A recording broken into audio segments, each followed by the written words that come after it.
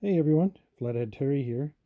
What you see here is a early 30s, maybe even the 40s turn signal assembly. This is an assembly that was bolted on to the steering column. Of course, you can move the lever to turn on your turn signals, which the cars mainly did not have. So you had to add them to the bumpers or to the rear fenders and front fenders for operation. So my goal here is to take it apart and see if it works. All right, the first order of business is to take out some screws I see here and here and here to get this cover from this cover. Let's take that apart.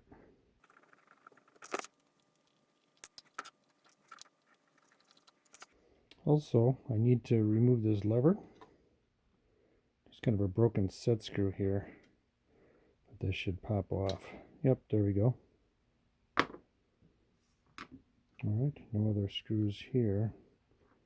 Looks like it pops right off here. And there we are, just like that. I'll set this aside. Okay, now that we have the cover removed, I see some screws back here. Let's take those off to pull this assembly out.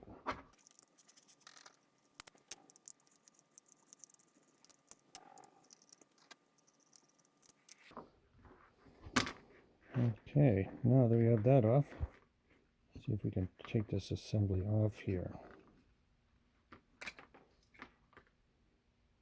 There we are. Okay, I can see that a light bulb is missing here. And if we look underneath, here are the 5 wires in the harness. Of course, you can see pretty clearly that they have different color codes on them. I was able to find a schematic online that describes the color, and those colors coordinate with which wire goes to each of the turn signals.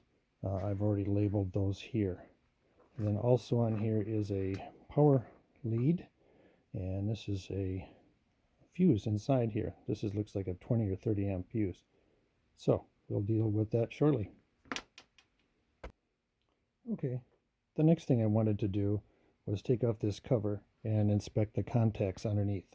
There's several tabs underneath here that will need to be pulled back and expose the contacts underneath.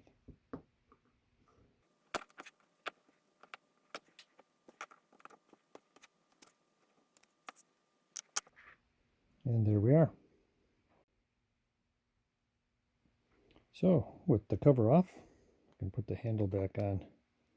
You can kind of see now where the contacts go. The right, off, and left. So what I need to do now is clean these contacts. Okay, now I'd like to clean those contacts. Here I'm just using a simple toothpick to remove some of the buildup in here. You can see, hopefully see some of that come off over here. Kind of see that in each one here that's could prevent some good contacts in here, good continuity. So let's just get all of that off.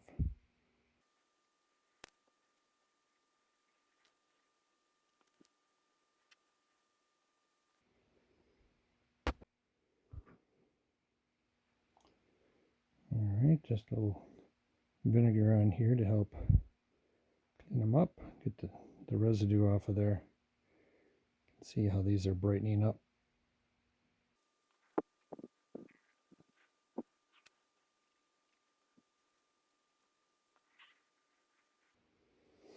There we go, all done. Okay, now to reassemble. I'll put this cover back on.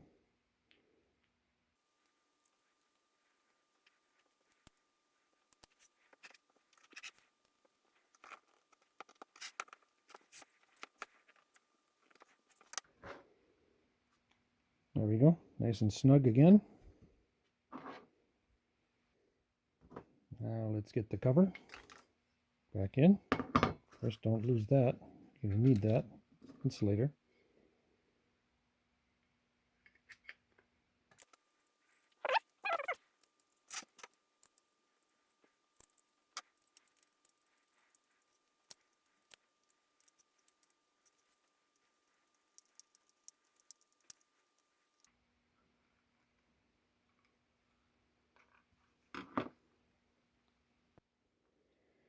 Okay, we can reinstall the cover. Also, you'll notice on here too, maybe you can see this in here. These are little pilot lights.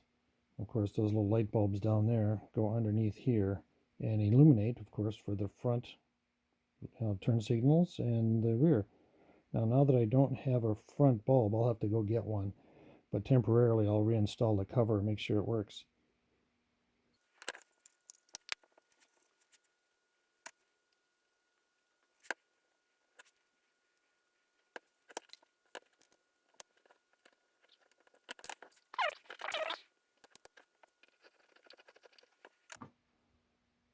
I'll also have to find another screw.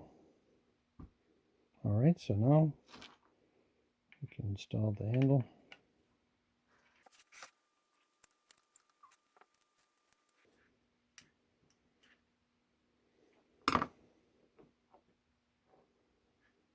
Okay. Alright, now that I have the assembly all back together and got the lever back on, we're going to test it. What I'll do next is actually using these wires, which need to be repaired, but just quickly put together a simple circuit with a flasher assembly, which I have right here, and a couple of little taillights that I have as well, and let's see if it works. Okay, I've rigged up a very crude circuit here using a flasher, a battery, 6-volt battery by the way, a couple of turn signal lights that I had laying around, and again back to our basically rebuilt turn signal assembly. So let's check it out.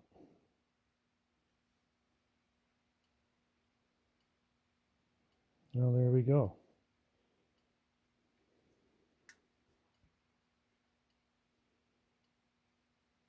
It works.